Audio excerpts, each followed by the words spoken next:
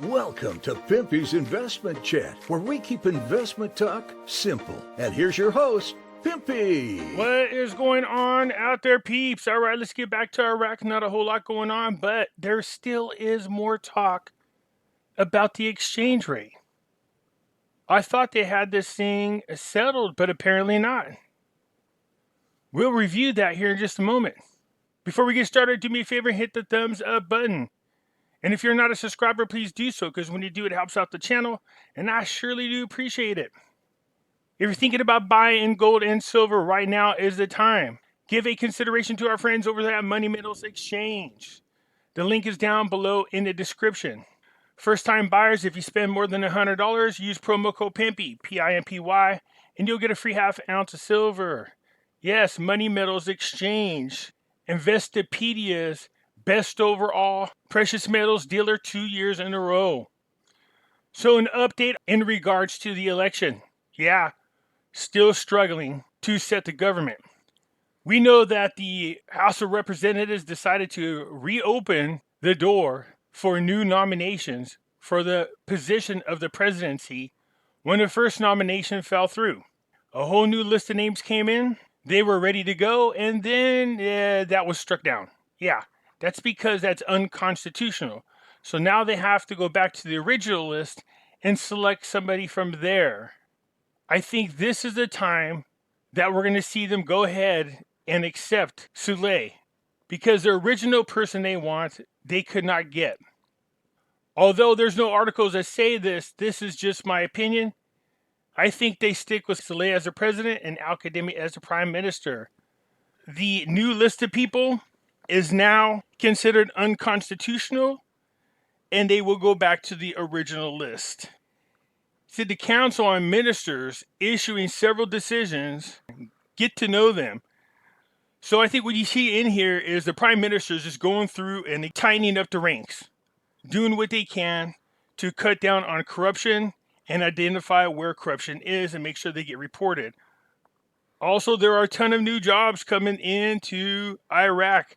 It says right here, the prime minister described the Iraqi teacher as the highest and loftiest model of giving and sacrifice, and an essential part of the national identity industry, and this is what calls us to provide for their full needs and to be responsible towards them. Al-Kadhimi explained that the government has begun to build 1,000 schools with the Chinese agreement. Remember, they're swapping infrastructure for oil. If I remember correctly, part of that agreement was they had to hire also Iraqi people. So this is good. It adheres to every agreement on the Memorandum of Understanding with any country that is in the interest of Iraq. So schools are being built as well as hospitals. Al-Kadhimi went through and he reviewed the security situation in the country and praised the great efforts of the security forces of all kinds and information and their ability during the past days to kill and arrest a number of ISIS terrorist gangs. I don't think it went in that order. It's arrest and kill, maybe? I don't know. I can't imagine them arresting these people after they're dead. I'm just saying it's the wording and it's the way they worded it in the sentence.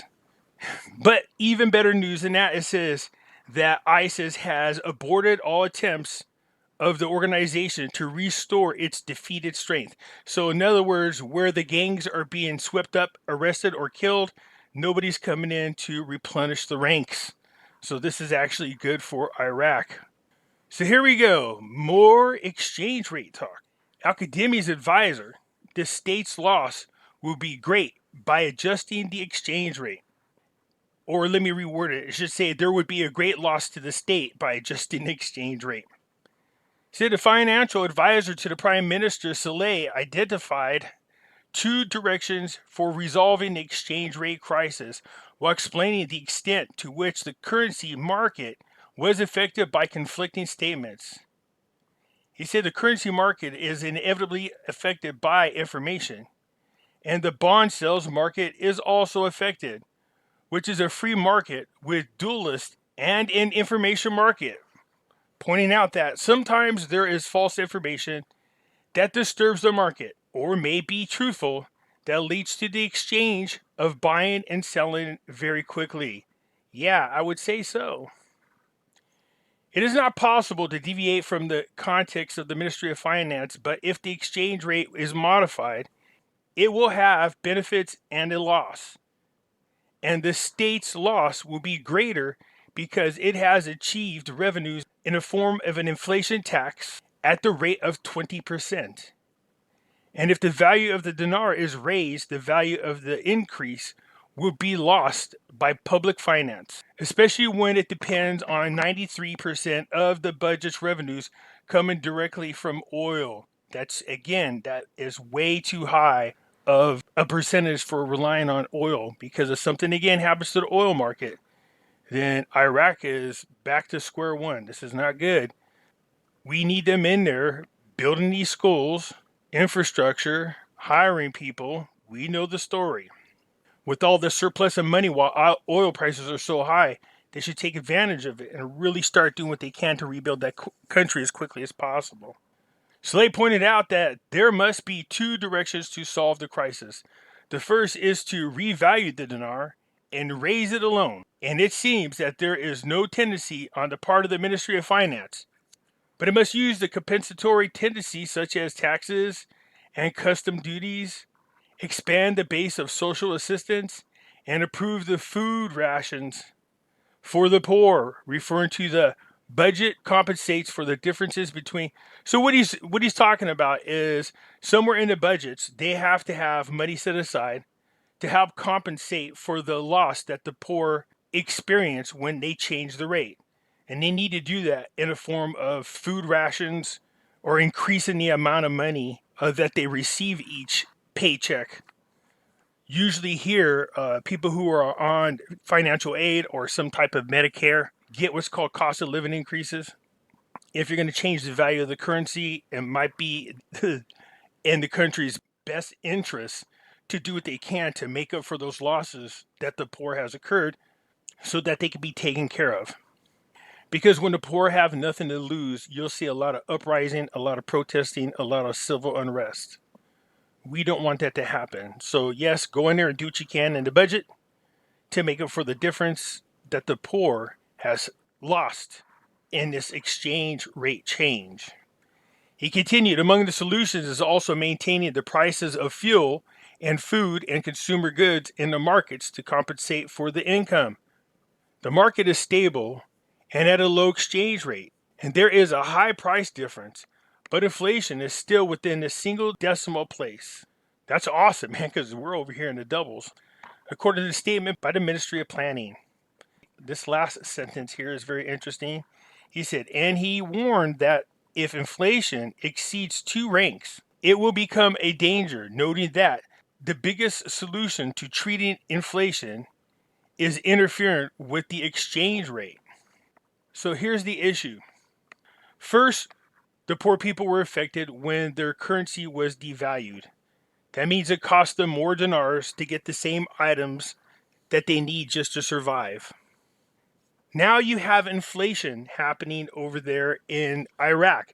Now, they did say it's single digits, but obviously as inflation increases, that's called the hidden tax. That means the value of their currency is being lowered a different way other than changing the exchange rate. In other words, its purchasing power continues to be reduced, which again affects the poor people. Add on the fact that the only way you can tackle inflation is you have to raise the interest rates. And if you raise the interest rates, it will affect the poor people. So they're trying to find a way to stay within a specific range as to not affect the poor people anymore. Whether you're raising interest rates, whether it's something to do with the currency exchange rate, or whether it's inflation, all three hurt poor people unless you increase the value or the purchasing power of the dinar. I don't know how much longer they're going to need to keep the currency devalued on account of the poor being affected in more ways than one. So how do you fix that? The only thing they got left is to increase their purchasing power. And that's just my opinion, because raising the interest rates necessary to tamp down inflation, and both raising the interest rate and inflation hurt the poor.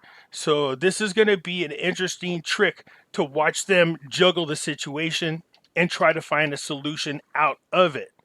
One of the things they are talking about doing, of course, is increasing the rations for the poor people. I would say so, because you have to find a way to make up for the losses that the poor occurred. It's a bad situation to be in. I understand why the currency is devalued.